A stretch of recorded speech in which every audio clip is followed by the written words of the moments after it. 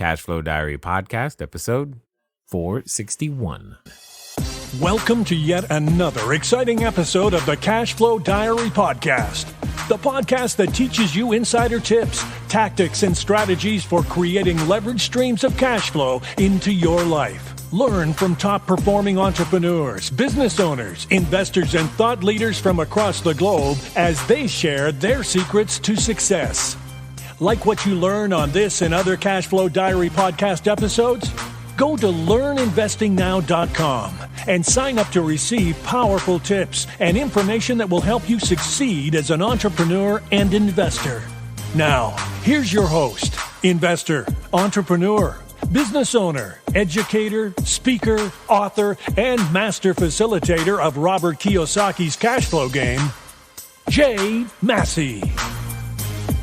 All right, ladies and gentlemen, welcome to another episode of the Cashflow Diary Podcast. I'm your host, Jay Massey, and I'm glad that you're here today because here's the thing. When it comes down to your ideas, you never know when you might come up with an idea that actually catches on, or more importantly, could affect more than just your own local area. Most importantly, what about just the idea of fundamentally thinking about who you are as an entrepreneur? More importantly, what can you do? And more importantly than that, how much effect can one idea, one entrepreneur have on his or her local area and or nationally? These are all things that each of us as entrepreneurs have to grapple with. We have to think about, what can our business do? Will it make a difference? More importantly, what if I just made a business about helping people make business? I mean, there's so many things that are required because at the end of the day, I believe, and I know many of you do too, that the way that we get to the end of the goal, the way that we get our own situations better is by providing jobs and definitely making sure that that income rises. What I'm talking about is, hey, let's solve the problem by creating more entrepreneurs. And that's exactly what today's guest is. That has totally based his entire platform on, if you think about it. Here's what I mean by that.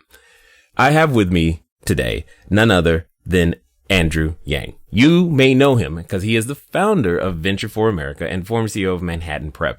Previously served as President Ambassador for Global Entrepreneurship under President Barack Obama's administration. But here's the thing about that. Serving as an ambassador for global entrepreneurship, he likes the idea of more entrepreneurs. Who doesn't? And so today we're going to kind of have that conversation because at the end of the day, what we want to know is, hey, how can we be a part of the solution? So do me a favor, help me welcome Andrew Yang. Andrew, you there? Yes, I'm here. Thank you for having me. It's a pleasure to be here. Yeah, I appreciate you taking the time to be here because I hear you're a little busy with something. Yes, I'm running for President of the United States as a Democrat in 2020, which does keep me quite busy. I can only imagine what that's like. So let's jump right into it. But one of the things that I want to do is that I want to ask you the same question I tend to ask everybody else the first time that they're here. You ready? Sure. All right. I tend to look at today's entrepreneurs a lot like yesterday's superheroes. You know, Batman, Robin, Wonder Woman, etc. And I think entrepreneurs and superheroes have a ton of things in common. Chief among them is that occasionally as an entrepreneur, I can envision myself, saving people with my products and services, etc. And occasionally dressing up and feeling like I have a cape on anyway. Also, like a superhero, an entrepreneur has a beginning.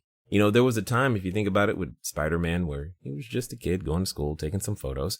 And then one day something happens to him.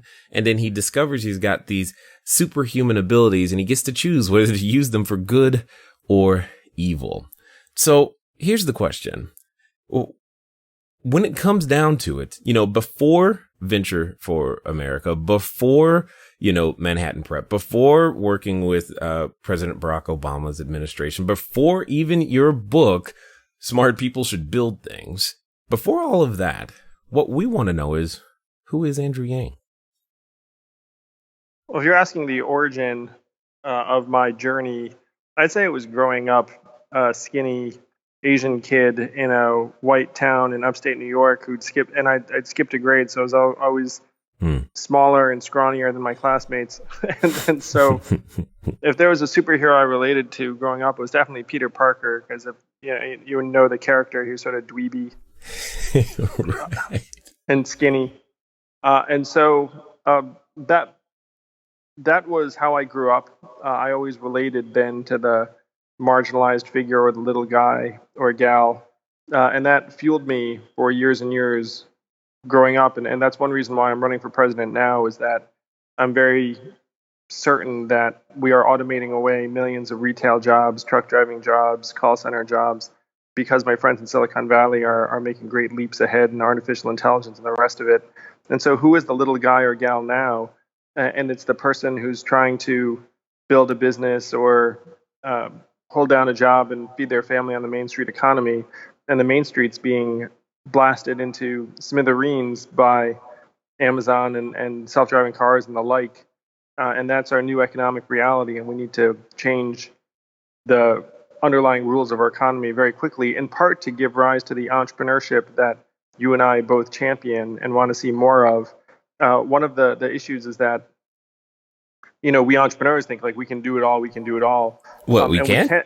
I mean, come on. We can do amazing things. I mean, I've seen miracles, minor miracles worked by humans. But at the same time, we have to be real about the changing landscape, where many of the businesses of yesteryear that entrepreneurs would have started would have been retail jobs on their main streets, or retail businesses on their main streets. And none of those businesses make any sense anymore, because $40 billion a year is going to e-commerce and Amazon every year, and 30% of malls are going to close in the next 4 years. So starting a retail business in that landscape is probably not smart business or wise. And so you're carving away business opportunities for many, many Americans. You can see it in the numbers, where our rates of business formation are lower than they've been in decades. And so we need to change the underlying rules of our economy very, very quickly. And that's what my campaign's about. My campaign's about giving every American adult between 18 and 64 $1,000 a month, free and clear, to do whatever you want with it, to start a business, go back to school, retrain, pay your bills, get your car repaired, whatever you want. And if we build a human-centered economy, then that would be the greatest catalyst for entrepreneurship and creativity in the history of the country. Okay, so now I've got a number of questions, because there's, first of all, I can relate to being the little guy. Until I was in like 10th grade, I was like the shortest person forever. And then all of a sudden, I guess I ate the right box of Cheerios or something. And then I don't know what happened. So, but I hear you there. But you're mentioning a couple of things that sound like, they're just juxtaposing ideas. I mean, when it comes down to it, we as humans, we want things more convenient. We want them faster. We want, to some degree, demand, dare I say, this automation. But if is automation therefore the enemy? I mean, because if it's the one that's destroying the jobs. Well, automation should be a good thing. Mm-hmm. The problem is that the benefits of automation are being concentrated in the hands of a relatively small number of companies and individuals.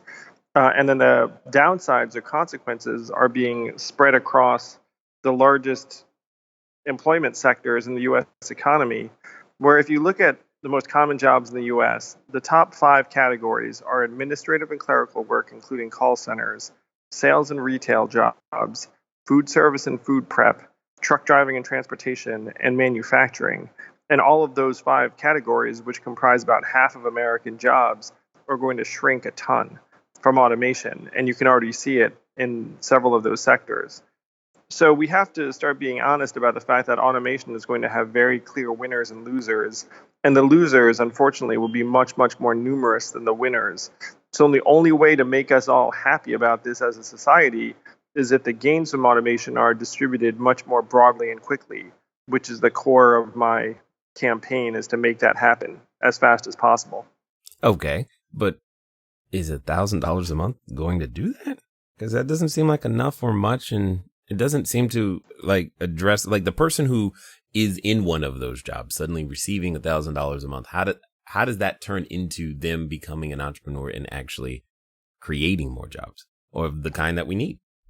Well, right now we're in a transition period of the greatest economic and technological shift in human history. Hmm. So if you get $1,000 a month right now and you're listening to this, you're not going to quit your job on that. You're going to keep doing what you've been doing, but then you're just going to have a little bit of extra money that then provides a cushion.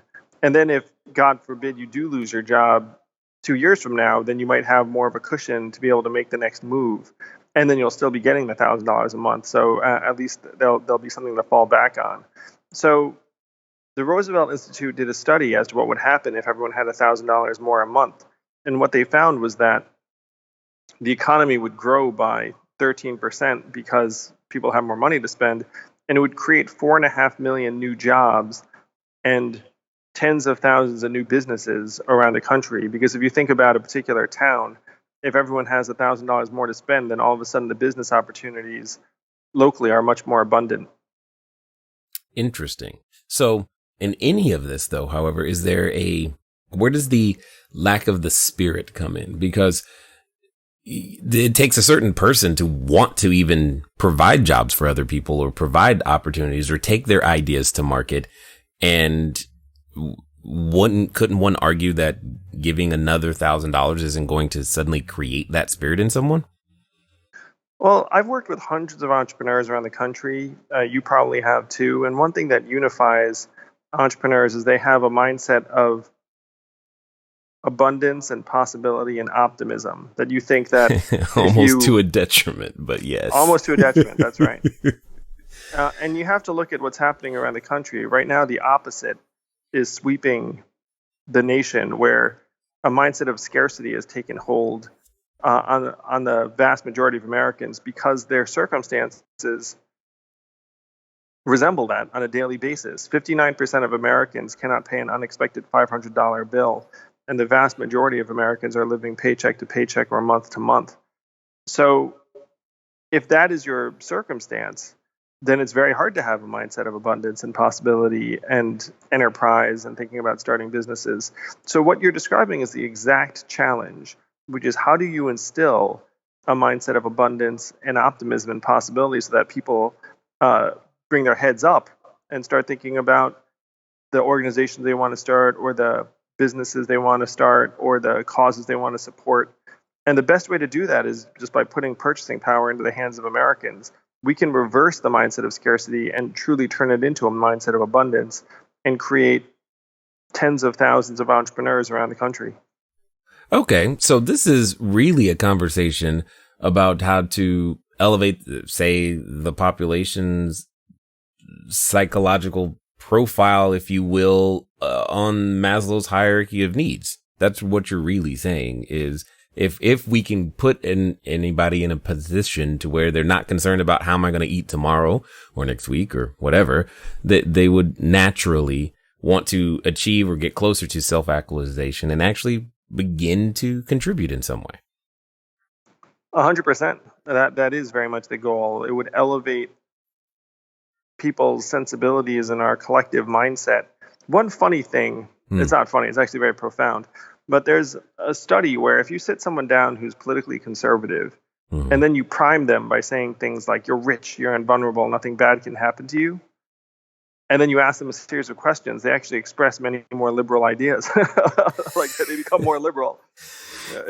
And so right now we're skewing into this conservative and fearful and xenophobic and frankly racist mindset because people feel like they're not going to be able to pay their bills. They don't have a secure future for their children and their neighbors on disability. And so that's really the challenge, as you said, is trying to elevate people's mindset. But to elevate people's mindset, you have to elevate their economic circumstance. And the most direct and efficient way to do that is just to give everyone $1,000 a month, which would make a huge difference in the lives of tens of millions of Americans. Yes, totally understood. So let me ask this question. When it comes down to this, let's pretend we're in this situation. This is happening. What type of entrepreneurs or what type of jobs would you say or hoping would be created from such an experiment? Well, one example I use in the book is, let's say that you're in a town in Missouri and you're a really good baker but starting a bakery in your town doesn't make sense because there's not much of a need. But then if everyone has another $1,000 a month, then you think, hey, maybe my bakery does make sense now. And then you can employ a few people in your bakery, and worst case scenario, if bakery folds, that you'll be able to go home and survive and figure things out. So the goal of this next stage of the economy is in many respects to try and build an artisanal plus economy that's based upon what people want to do and businesses that would support jobs in their communities. Because the reality is that the Amazons and Googles and Facebooks are going to, they have more and more economic clout, and it's not realistic for people in various towns to think, I'm going to start the next Google. Just like, it's like at this point, that those ship companies has sailed. Yeah. Yeah.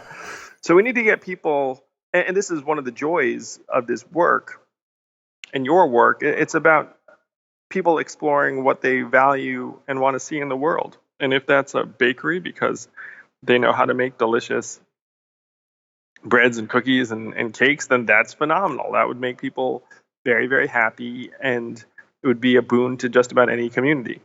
And so that's the direction the economy should head. And that's what would happen if you just gave people more economic security and more power to invest in what they want to do. Well, I'm all down for delicious bread and cake, no matter anytime. But here's the question. You said it before, and I don't want it to be missed. You said one of the things that was necessary is that we have to change the underlying rules of the economy. What are those underlying rules, and why do they need changing? All right, everybody. Thanks for listening, and I'm glad that you are enjoying what you are hearing thus far. But here's one of the things that's really important. One of the most important things that you can do is get started. One of the things that I've said before, and I say again, once you get started, stay started. But more importantly, there can be lots of roadblocks to getting started. So what we're going to do is we're going to remove one of those roadblocks for you and make it a little bit easier. Because the thing that I don't want to stop you is thinking, do I need a local number? How about a long distance number? Or should it be 800? How on earth am I going to make that happen so that people can contact me as I'm out there building my business, making my cash flow grow? But most importantly, understanding that it doesn't have to be difficult. Many of you may know, but if you don't, there's a company out there by the name of Grasshopper. And what I want you to do is I want you to go over to trygrasshopper.com/cashflow diary. Grasshopper is the entrepreneur's phone system. It works like a traditional phone system, but requires no hardware to purchase, no software to install. It's just a number that flat works. So if you are out there building that distributed workforce across many different locations, it's a way for you to still go out there and make your number be unified, simple, easy to use, something we've been using for quite some time. So again, go over to trygrasshopper.com/cashflow diary. Now, let's get back to the rest of the story. Well, first I want to say to anyone listening to this being like, wow, this guy is talking about some fantasy land where everyone gets $1,000 a month. That's impossible.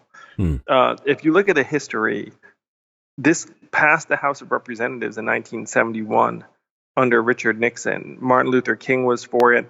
1,000 economists signed a letter saying it'd be great for the economy and society.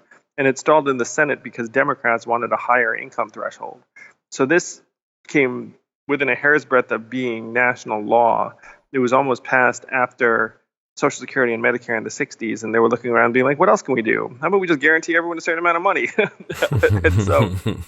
so it was right there. We even ran large-scale trials around the country and gave people money just to see what would happen. I mean, imagine a functional government that had its act together enough to do that, whereas now we have this miserable, reality star as a president. Anyway, so anyone who's listening to this thinking like, oh, this is too good to be true, we have to remember our history where this is baked into our country's DNA.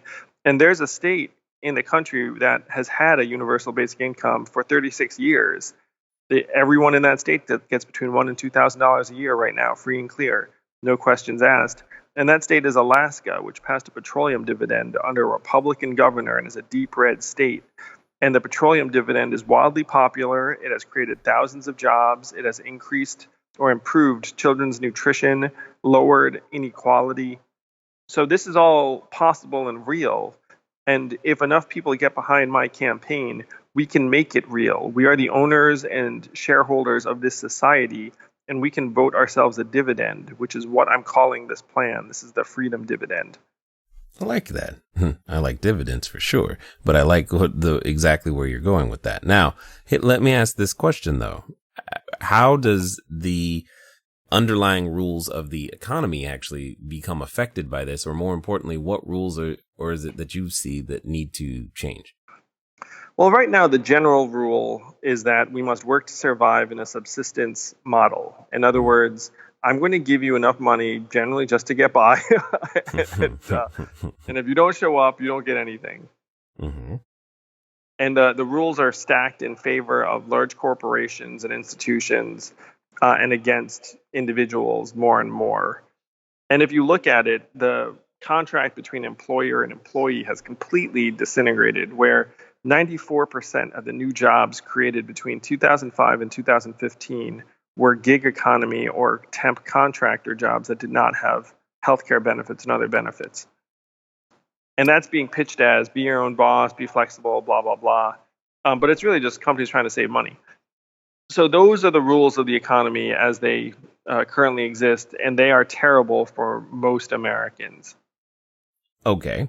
But because it's funny, as you were talking, I was like, I was actually thinking about the sharing economy and its ability to at least begin to facilitate transactions or these peer-to-peer networks or various ideas that have come to the marketplace that enable, one or, two people to get together and actually do a transaction and, the enterprising few to go out there and grow it big.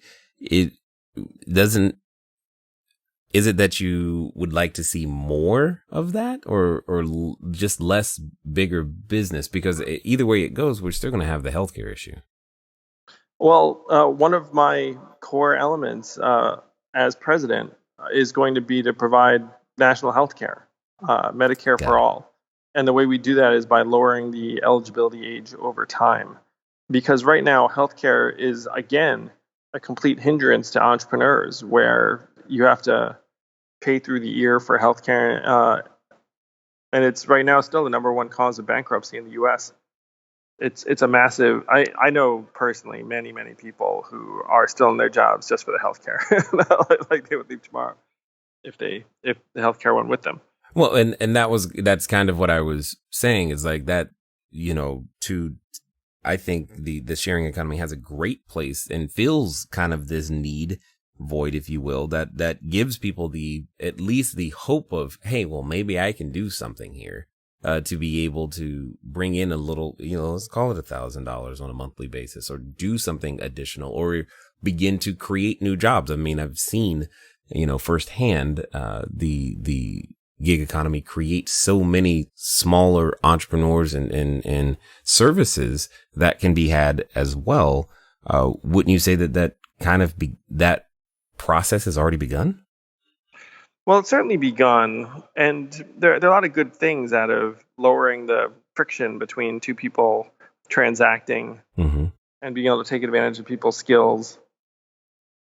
But if you look at the numbers, it is very often the case that people are really forced to hustle to eke out enough money to feed themselves, and it's making it harder and harder for people to raise families, that's for sure. Where a lot of the infrastructure that surrounds families used to be provided by employers, and it's very hard to get that in the sharing economy. Well, yeah, that's very true. Now, I did have another question. Let's go back to the book for a second.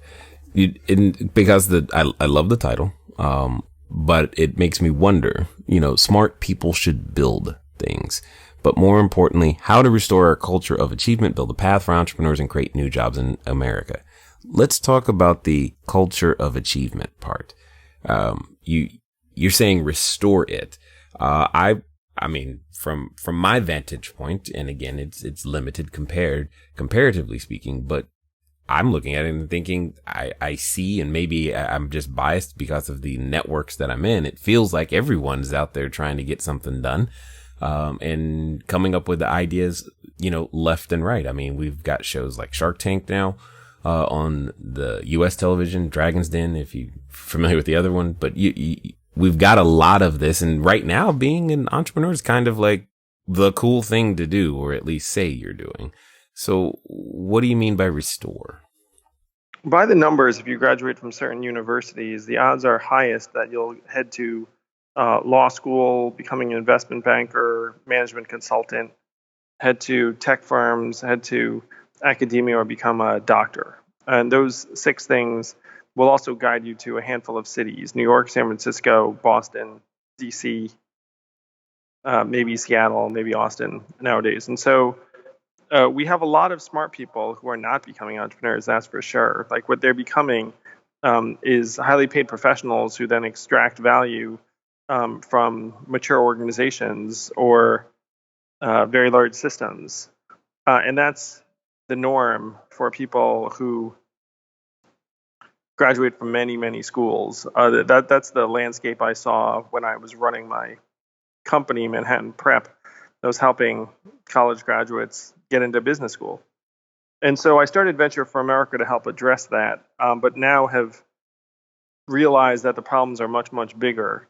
And so the culture of achievement that I was looking to change was that we need to get our bright young people trying to solve meaningful problems and not just doing financial spreadsheets or PowerPoint decks for big companies. Got it. And so again, it's back to more smaller independent businesses, or at least applying those ideas. Couldn't you say though that we kind of created our own monster, if you will, simply by when we create the situation such that it's the path of least resistance is to be, as you said, extract value from the large, established, mature corporations? Yeah, that is the path of least resistance. And that's one of the things we've lost. I mean, the spirit of enterprise and of character and of building things and of risk has really slipped away in much of this country, where, again, the rates of business formation are at record lows. And the people with the highest levels of education are often not taking huge risks with their careers. And I know this because I've been around a lot of them. The people that are being forced to take risks are people that are getting marginalized economically, where they're getting pushed into the gig economy and then being forced to hustle and scramble to make a living. And then, there are pluses and minuses to that arrangement. But I would suggest that the minuses get more and more serious when you do try and do something like start a family. And as the father of 2 young children, I understand this myself. So we do need to rewrite the code. We need to rewrite the rules of the game, because the rules are getting darker and darker and meaner for many, many people, where the odds of your children doing better than you did back in the 40s and 50s was 92%. And that's the American dream. You have kids that are going to do better. That percentage was down to 50% by the 1990s, and now it's less than 50%. So at this point, Americans are waking up to the reality that our kids are going to have a much tougher time than we did. And that's wrong. I mean, we can fix that, but we need to come together and make very, very big changes. So, but wouldn't that be due in part the tougher time? I 100% agree. My oldest is actually in college, and I'm just like, oh boy. What are you going to do? What are you going to do? That's really what goes through my head a lot. But wouldn't you say that this is more akin and due to things like you were mentioning earlier, some of just the advancements in technology? I mean, for all intents and purposes, as an entrepreneur, the amount of workforce, let's just take that little piece, the amount of eligible workforce, my pool of people that I can choose from to be able to facilitate any sort of job that I need. Well, technology enables me to expand that pool to the entire world. And therefore the landscape has become way more competitive in that way. And, one could argue that because we've the United States, has had such an advantage for a long time. Now there's there's an influx of very inexpensive labor that's really, really accessible through technology more than anything. And yeah, someone in Romania or another part of the world could say, hey, I'm a college grad. I'll do your work for $8 an hour. And then for your kid to be like, oh, I can't price myself at $8 an hour. I owe $38K in school loans. I mean, like the playing field is far from level. Well, and I guess where I was going with that is, how do we address that? Or is that why you're saying we should build things for export? I'm trying to understand the build part is actually what's going on. Well, here's what's happening. That there are a handful of companies really in our country that are generating unprecedented levels of value. Like Jeff Bezos is on his way to becoming the world's first trillionaire. And just think about what that means. Like a human could be worth $1,000 billion. And those are the new rules of the game, where the benefits accrue to a smaller and smaller number of people.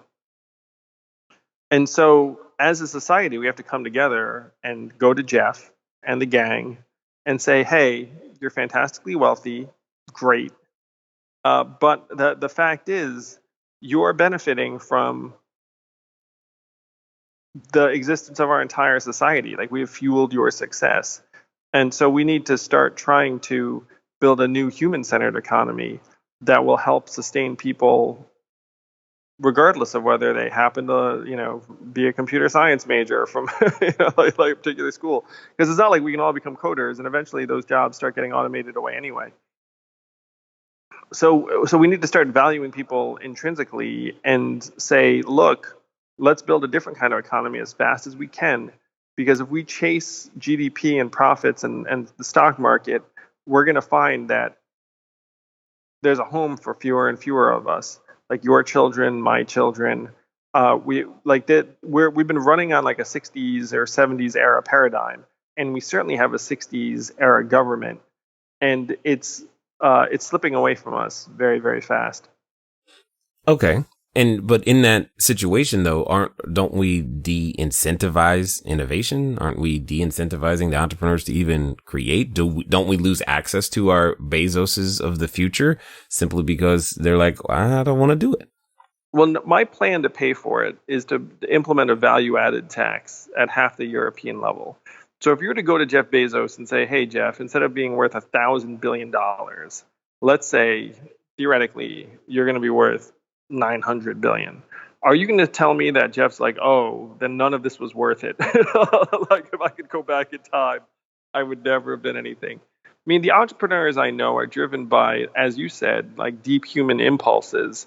If they happen to be wildly successful, and some of that goes back to their fellow men and women and Americans, they'd have to be. It's just not the case that like a slight value-added tax is going to discourage innovation. If anything, it's a better long-term home for innovation, because innovation starts to break down when people get angry, which is where we're heading right now.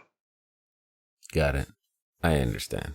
So at the end of the day, when it comes down to it, is there any particular, I guess, sector or type of job that you would like to see affected first?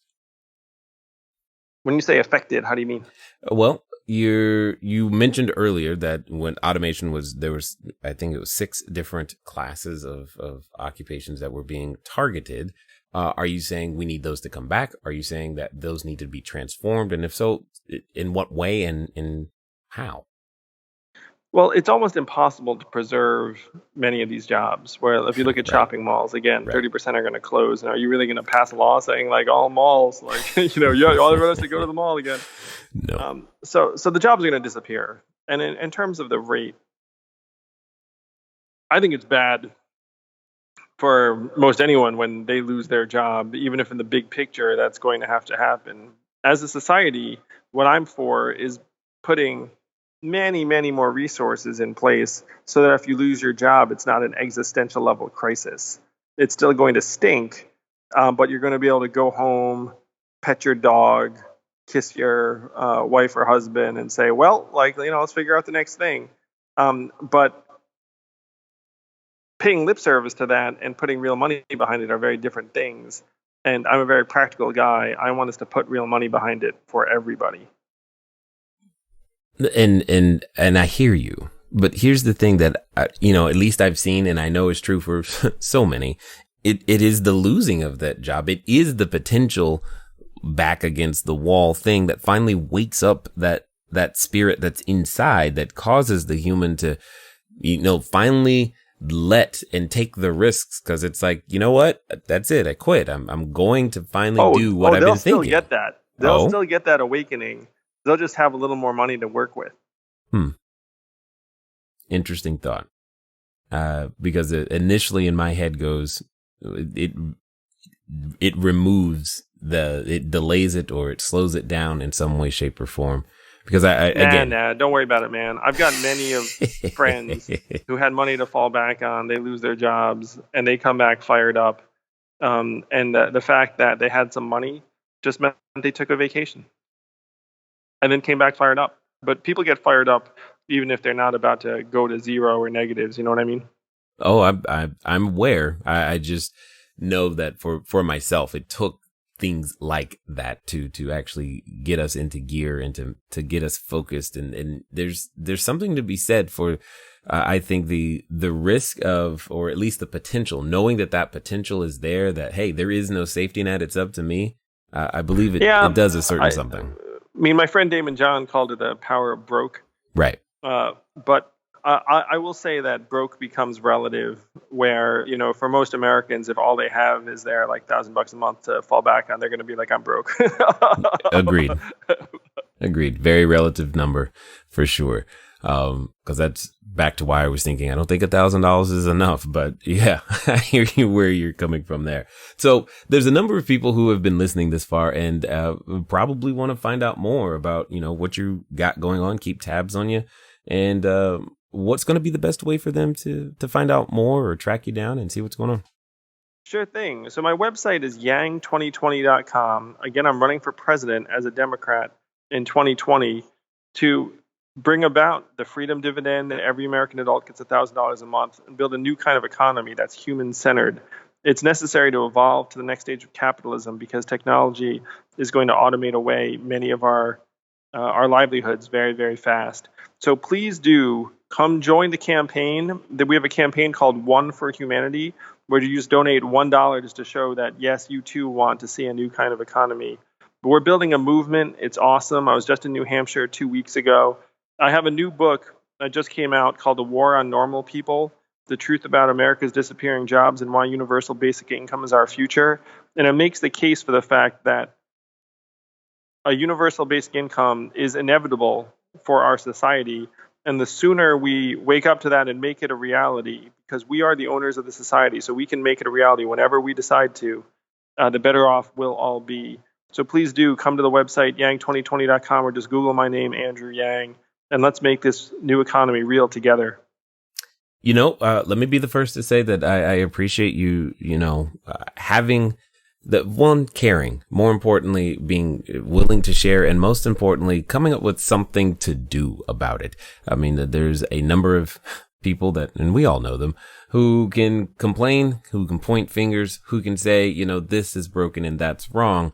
But it's a rare individual who wants to not just change it, but actually is willing to put, time, effort, energy, money, and resources behind it. And you are clearly one of those, and we definitely appreciate that. So let me be one of the first to say thank you for taking the time to. Oh, thank you. That's such a beautiful sentiment. And I am an entrepreneur.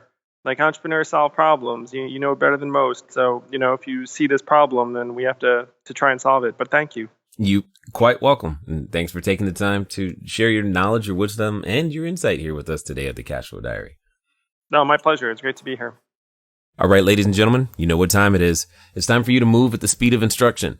You've got multiple books to choose from on this particular one. You've got the War on Normal People, and smart people should build things. And you know that you have an entrepreneur inside of you. Here's the thing. Because it's inside, it's time for you to let it on the outside, because like I know, entrepreneurs are the solution. Ladies and gentlemen, it's been fun talking to you today. I look forward to talking to you soon. Until next time.